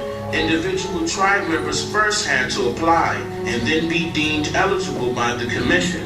The commission to the 5 civilized tribes was appointed by President Grover Cleveland in 1893 to negotiate land with the Cherokee, Creek, Choctaw, Chickasaw, and Seminole tribes. It is commonly called the Dawes Commission after its chairman, Henry L. Dawes. In a 1963 episode of The Andy Griffith Show, the main character's son, named Opie, was profoundly decisive with informing his great aunt of some very intricate, persuasive details that he overheard from a white settler standing by. I've always told you to go straight home from school. Come and see A.B. You tell her all about the Indians. Who? Him. He got kidnapped by the Indians. He got adopted by their chief. He did this, baby. Real Indians. He did this and learned all their secrets. Come on. Aunt B knew that the white settler's story was inaccurate and very deceiving, but what is true is that white settlers utilized the same exact reasoning in order to acquire the approval of Indian enrollment eligibility for their personal gain. During the early part of the year 1902, the U.S. government reacted with malicious intent in developing a separate freedmen's list specifically designed to root out all copper-colored Indians from receiving these newly established benefits by way of the federal government. People of this land, the Chinese came in, mixed in with them, and produced what you're calling Native Americans today or Indians. And the Caucasians gave them all our rights. Now they're walking around saying Cherokee, Choctaw, Shinnecock, Cheyenne, and we're walking around saying African.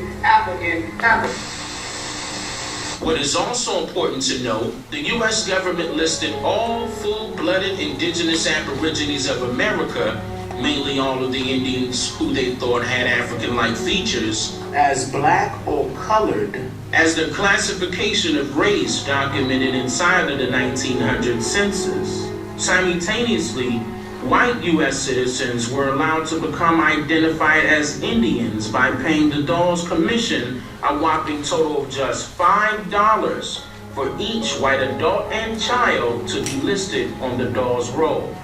On April 1st, 1902, public notices were passed around detailing that other claimants can legally make their cases for freeman enrollment, single-handedly allowing all white citizens the rights to legally steal the Indian lands of America, reparations and optimized benefits set forth by federal law. Ironically, this was officially announced on the day most people would tell their very best April Fool's jokes.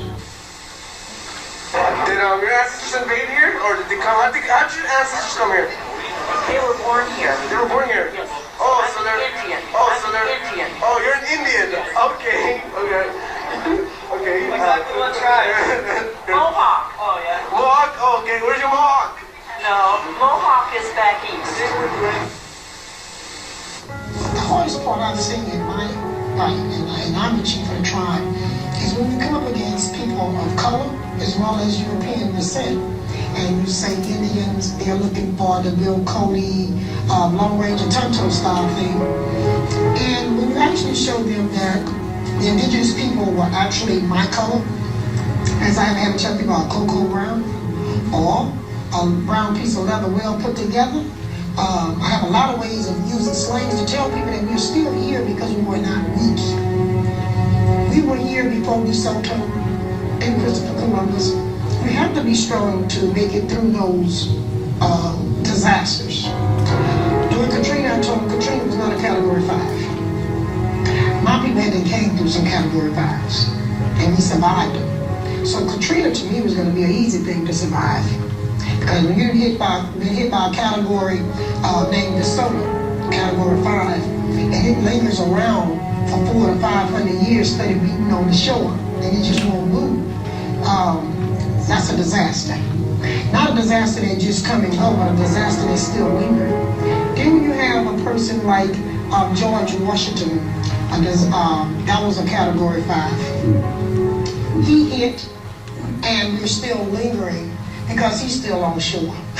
Okay, so that's two categories sitting on shore at the same time. I have Christopher Columbus, Category 5, still sitting on shore, beating up on us. Okay, so then I have Andrew Jackson. Can that be a Category 10? Yeah. Okay, because Michael Rankin, he's a 10. He's still beating on us. Yes. None of these European storms have moved. At least Katrina hit ashore, did the damage and moved on. These categories continue to beat today. I'm going to stop this one here to get the last one because I think this is important.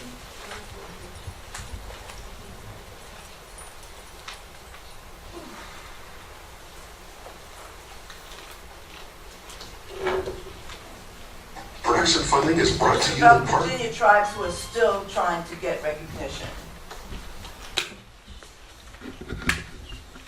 Side. Historian at Norfolk State University. Welcome to the program. Well, thanks for having us, Bob. I really appreciate it. Thank you very much. Now, I wanted, before we get into the details of Mr. Plecker and kind of what happened, because basically your tribe has experienced what's called documentary genocide. Tell us a little bit about the beginning of the tribe. Well, as you're aware, in 1912, Dr. Walter Plecker became the first director of the Bureau of Modern Statistics. Prior to that, there were no birth certificates, and he was the director up until the 1940s, 1946, until his death. But he was part of the eugenics movement, which was a movement about creating one race of people, which was white, and everything else was put in a pot, as Tina Marie would say, and stirred up and called colored. But he went beyond board on that, wherein As far as first Americans are concerned, he changed birth certificates and marriage license. He even put out letters to census takers in 1930 that people such as myself that are first Americans and Native Americans, that he considered us as being bastards, that we were just trying to be Indian to marry into the white race. What's so interesting about that was that in the 30s he gave a presentation in New York City and on eugenics, and there were commanders associated with Adolf Hitler that attended that particular meeting. But basically, when he was the registrar for the Bureau of Vital Records, he changed the names of Indian people in Southampton County, their race from Indian to Negro or color. It was referred to as color. And basically all the tribes in Virginia in the early 1900s were referred to as colored, okay? Then after the 1924 Racial Integrity Act, everything that was in that colored bowl became Negro, okay? And that's one of the reasons why in 1968 the Supreme Court overthrew that Racial Integrity Act and gave Native Americans the right, if they were born before July 1960, to come forward to the Bureau of Indian Affairs and correct those records that had been changed. But now your tribe was in Southampton County well before all of this. Of course. Okay. As a matter of fact, our history really dates back, according to some archaeologists, to 900 AD. But we have a archaeological dig that was done in Southampton County, which dates back, carbon dated, to 1580. In that particular dig, it's called a hand site dig, and it's called catalog 44SN22. 131 skeletal remains of my ancestors were dug up, and they're now laying in shoe boxes in the Smithsonian. One of the goals that we have with our Paris Harak town that we're putting together is to have those reinterred, brought back to the county. But what's so interesting about that is that one of the grave remains has been carbon dated to be a colonial lady, about 25, 26 years old, and in her grave was 6 foot buried, 6 foot down. There was her sewing kit, her comb, and also the scissors, which are on file at the Department of Historical Resources in Richmond, Virginia. So the history is documented. We are the only tribe in the Commonwealth of Virginia that ever had a gubernatorial mandated special census. As you know, the census is done every year starting 1790, every 10 years. There was a special census done in Southampton County in Cortland, Virginia, at that time was called Jerusalem, wherein the trustees of the reservation went out and actually recorded the names of individuals living on the reservation, even though they didn't document everybody living there because they coined this term matrilineal. And if the woman was a mulatto, or if the woman was referred to as free people of color, and if the male was a Cherokee, they didn't count the children. So they coined matrilineal instead of patrilineal. But the history is very rich there in Southampton County. Now, War Chief Howell, if someone looked at you right now, they would say that you were African American, would they not? Now, your grandfather, though, was supposed to have been, according to records. Well, he was. Oh, he was the last. Well, no, but according to he wasn't the last of the Nottoway, of the Cherokee Nottoway tribe, though. Tell us about him. Well, my grandfather, he passed away in 1960, and I was born in 1947, and he married. It was about a black woman, and they had one child, which was my mother. But I had a chance to meet him, and because I was a young fellow when he passed away, and he was kind of a quiet man. He didn't hardly say anything, and now it's coming clear as why he was so quiet, because what happened to his people. And did he talk to you about your heritage? No. Yeah, I used to ask my mother, I said, why is my grandfather so quiet? He never had much to say. And it's coming pretty clear to me as why he was so quiet. Because at that time, they did not talk about being Indians because you could be jailed, correct? Yeah, exactly. There was a lot of bad things that could happen to you if you were native and if you were caught off the reservation. In some cases, you could be shot on sight. Okay? But getting back to William Lamb, who Paramore and Floyd Painter, Paramore wrote the history of Southampton County, said was the last Cherokee Nottoway riding a bicycle in court. And again, we know that was not true because William Lamb Howell, who was my war chief, is his grandson. But that's just typical of what happened to first Americans in the Commonwealth. How things were done to actually change, not only to change one's race, but to change one's ethnicity, to take away their traditions, to take away their cultures, etc. And I'd like to go back to the 1808 Cherokee Nottoway Indian census to my fifth foster great-grandmother, who was Queen Edith Turner. Her name was really Wane Rumsira, but the whites called her Turner. And the names, the colonial names, were given to us the same basically as the slave mentality. If your mother was a slave and living on a reservation, that means your child was a slave and that you took on the name of the master.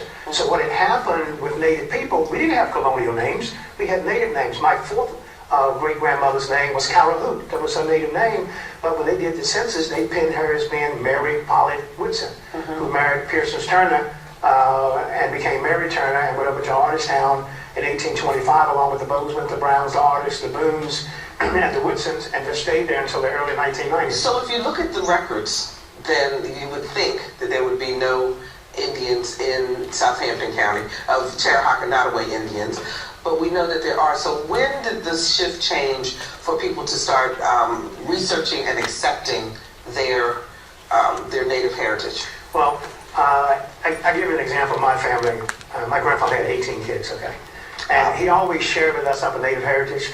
His wife was Ophelia Rogers. That was my father's mother. She was the granddaughter of Alex Rogers, that is listed on the 1808 Cherokee Indian census, who was tried for murder in 1820 and found guilty of second-degree murder.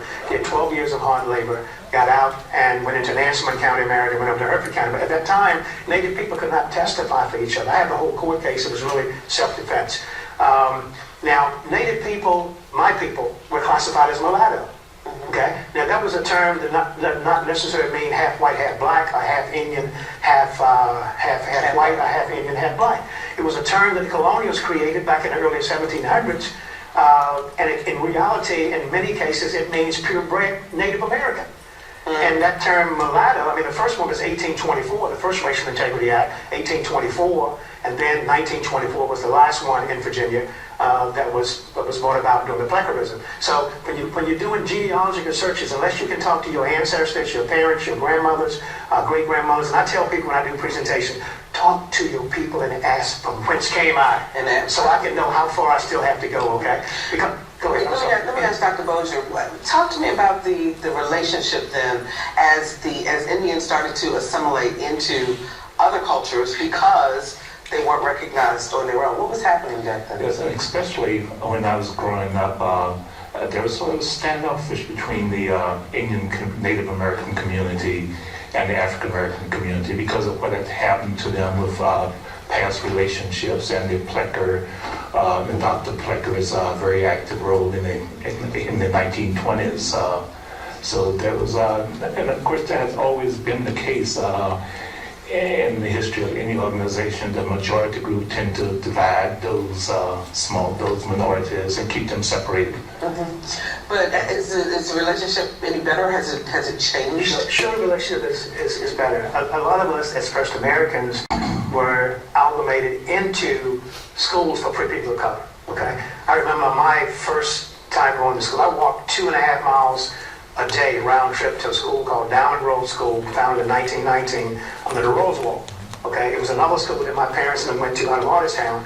Then it became the Rosewall School in 1919. It ended in 1957. Okay, so I had to walk to this school, and I walked back and forth. So it was an amalgamation not only between free people of color and Native people. There was an amalgamation also between colonials. I mean, that happened. Matter of fact, that was one of the things that William Byrd, who was involved in the dividing line between Virginia and North Carolina, and Alexander Spotswood was trying to amalgamate Native people with other races to get rid of the Indians. Now, when you look at the Byrd papers, and you would read his diary on April 7, 1728, he actually visited our reservation in Jerusalem, Cortland, Virginia. And what's so interesting about that, he described how our people look. He said the young men came out and their faces were painted and they made all kinds of grotesque figures and they danced for him to the sound of a war drum stretched tight with an animal skin. Then he said the young women came out and they were tall and shapely and dressed in their finery. Their hair was braided and they had white and blue conch shells in their hair that hung like locks and around their neck. And then they had wrapped around their body a match coat, which was red and blue, which is a shawl, that fitted loosely about their body that they're mahogany skin children.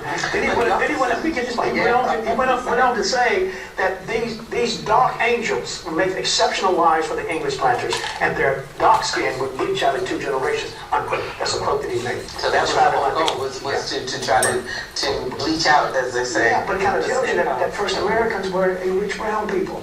They were mahogany in color. How many? Okay, we stop now. It goes on further, and because we have to end shortly.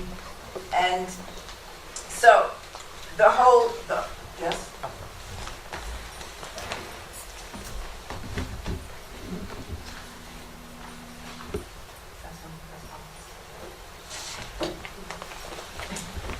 So that is why it's been the law basically all the while, is to get rid of the Indian.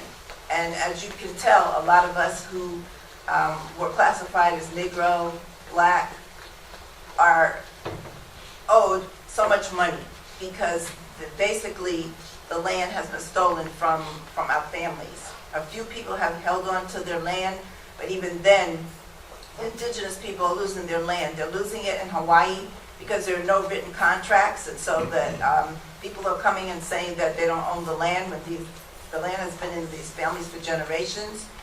Also, the people off the island, what they call the Gullah Islands in South Carolina, are losing their land because there are no written contracts. And so people are coming and said, prove it. There's nothing written. This was passed on from generation to generation. And so this whole stealing of the land continues. Ms. Gloria wants to know if anybody had any questions or anything so we could further discuss this. But basically, if you want to do more research on your own, like the lady said who is the Mayan descent, it's all on the internet. Hurry up and do it before they shut it down, because this information is getting out, and more people are recognizing their heritage and are moving towards working on that. Questions? For Kathleen or myself? Yes. I don't have a question, but I want to thank you very much. This was very enlightening. It was all news to me, and I thank you very, very much for this presentation. Thank you.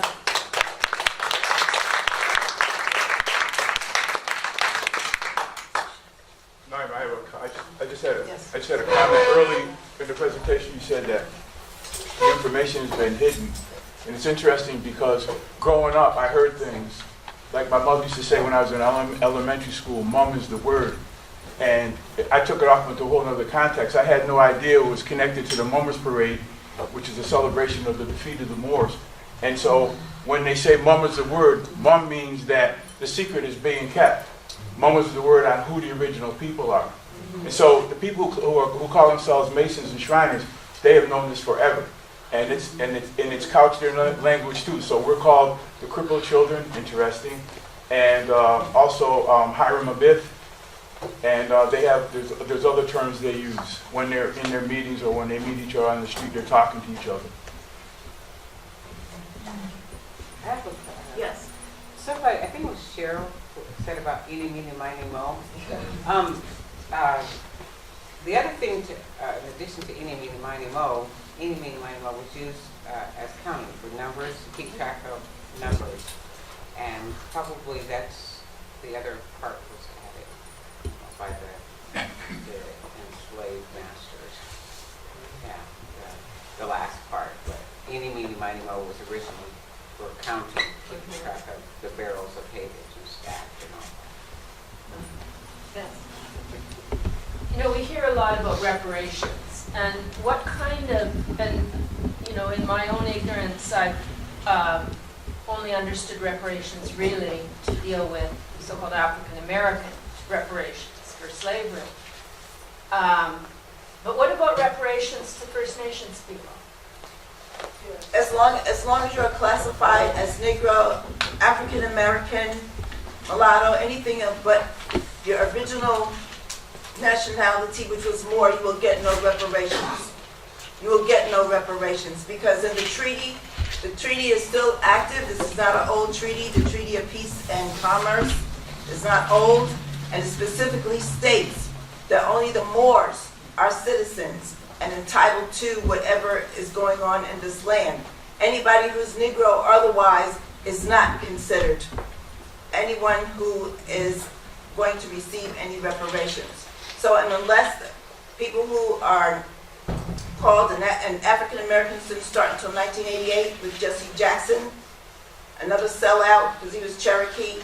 Unless you can redocument yourself and get your Moor heritage back on the books and your Negro and all the rest of that off of your birth certificate and citizenship, you will receive nothing. Nothing. Because the treaty is still active. Now they have reached 790 other treaties with all the nations, but that one is still active. And that's why President Obama said in one of his speeches that he was the first, he didn't say Black American, he said Kenyan American, nationality, Kenyan American. He did not say he was Black. And because of that reason, because as soon as you say that, you have no rights, you have nothing. You have nothing. And so this is why people are now trying to go back. Some people, but there are still a lot of people who say, no, I'm African, I want to go to Africa. There's a lot of movements against this. But if you are, the other thing that's misleading is the way they do the DNA. As it was told, they do not do the DNA correctly. And this is why Oprah and everybody else is getting, I belong to the tribe in Sierra Leone and blah, blah, blah, blah, because they are not using the correct DNA matches. And so therefore, you're always going to be sent back to Africa. The only ones that basically should be here are the Malian DNA. That's the only strain of African. It's like the old truth sayer said, we're not African, and never will be and never have been. But a large portion of, 98% of the indigenous people are dark and don't have African ancestry. Yes. The Moors have a treaty or signed a treaty. Who were the people on the other side? This treaty was between who and the Moors? It was the continental U.S. before it became an incorporated entity. The original U.S. The flag that's on the handout, that flag, that red flag with the green star, that is the flag of this country. And unbeknownst to a lot of people, it's side by side with the banner of amity and commerce, which is the stripes and stars. They never unfurl it, but it's always there. It's always there. Yes, Tika. Hi, thank you so much for this presentation. I learned a lot I didn't know. I did actually have the flyer that was originally sent out that I think you were referring to. And I was curious who the people were on the top of the flyer. Just some pictures pictures of people that I found on the internet and who have gone through some of the slideshows. The man that has the war bonnet on, he did have a whole section, but his user, whatever happened to his YouTube, was taken away. And so he would have explained everything, and I wouldn't have had to hunt and peck all these things. But when I went back to his, it was gone. And a lot of times this is what happens. If you don't pay your fee, or if they decide somebody reports to you, then they take you down. And so the more hits he gets and the more comments he was getting, I'm sure that was raising a lot of interest in terms of YouTube taking it down. Because, it doesn't take much to be destroyed. Somebody has to say something, and one or two people who have the right kind of verbiage say what they say, and you're done. So he was not able. And I want to also point out that locks, the hairstyle locks, is not new here. The Mojave Nation in Southern California have always worn locks. Always have had locks. The earliest people have always worn locks. And so locks with these young people are not new. So it didn't necessarily come from the Rastafari. It came from Southern California, the Mojave Nation that has always worn locks. So, and a lot of the dance steps that the young people are using are dance steps from indigenous people because they are indigenous people. And as you tried, I showed you the two scenes there. And so a lot of the steps that are being shown at the powwows are indigenous steps. So that have been copied. Anybody else? Anything else? Well, if I can have a second question. So we all know about Standing Rock through the internet. And of course, you know, the 10 or 12,000 people there involved a lot of Indigenous, First Nations people and a lot of white settler descendant people. Yeah. And do you think that that coming together and sharing of dance and food and so on for the 9 months that it existed, and it continues in certain forms there and in cyberspace and around the world, do you think that that marks a significant change in relationships of power and, you know, into the future between First Nations people and the rest? Well, there's always been interest in working with people working with one another. However, it's difficult in some cases when you have mistrust. You have a lot of mistrust going on. And so there are people who have been trying and striving to do this. However, a lot of the support comes from people who know. Now, there were Europeans, as it said in the film, well, maybe it didn't say, who were running towards the native settlements. This is one of the reasons why they were trying to massacre, because the settlements were so much better than what the Pilgrims and what the new settlers had. And so you had these people, and a lot of these stories that were fabricated about Native men capturing women, European women, and carrying them off and whatnot. A lot of times they wanted to go because life was so much better. So you have something to say. I want to thank you for your presentation. I know we, unfortunately, if anyone has any announcements they want to make before we leave? Just in case people don't know, Congressman Jim McGovern is at the co-op between 12:30 and 1:30 this afternoon. Here in Greenfield, right? Just to meet people. He's going to all the towns, but I don't have the schedule for the other towns. And someone wanted me to mention the TD North, there's protests around, you know, they're wanting them to divest, you know, from anything associated with the pipeline, the Dakota Access Pipeline, and it's Tuesdays and Saturdays from 12 to, from noon to 1, Tuesdays and Saturdays. In Greenfield. In Greenfield, right on Main Street. I don't know, somebody said something about next month we're not having programs. Did you? I haven't mentioned anything about it. Well, next month We're not having a program next month. I think most people who came in got a little handout, save the date, about the month after that. It's going to be about racism and education. And don't forget your evaluations. You could fill those out. I just want to say that, as Sister Naima mentioned, European groups and indigenous folks and the enslaved African people, survivors, over centuries groups have coordinated with each other. However, it has not sustained. Either we don't teach our children how to cooperate with each other, but also what this system runs on is elected officials. And who do we elect?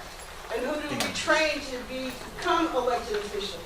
And who do we educate around these issues? And those are important topics that might be covered in the July session?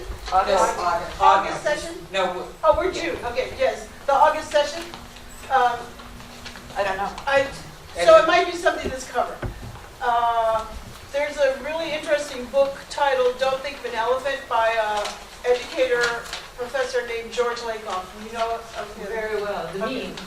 Huh? The whole treatment of the meme. Yes, yes. So, in his book, he talks about how the right-wing folks have been organizing and developing institutions for over 50 years. Institutions. So what institutions are we establishing that will not only train our next generation, but forward idea of what it is those of us people of conscience think is important for this society. Those are some things we have to think about and get ourselves behind in organizing and establishing. In my opinion. Last question. And just kind of on that same line of coming together and reshaping the way we think of what we celebrate. For the 4th of July, for the second year, there's going to be it's on the 1st of July, an Interdependence Day, not celebrating the founding fathers, but celebrating our interdependence. It's going to be in Northampton, and it's put on by Pachamama Puppets. So I just wanted to let everybody know that today. If you're interested, there's an art build for puppet making. Thank you. Any more announcements?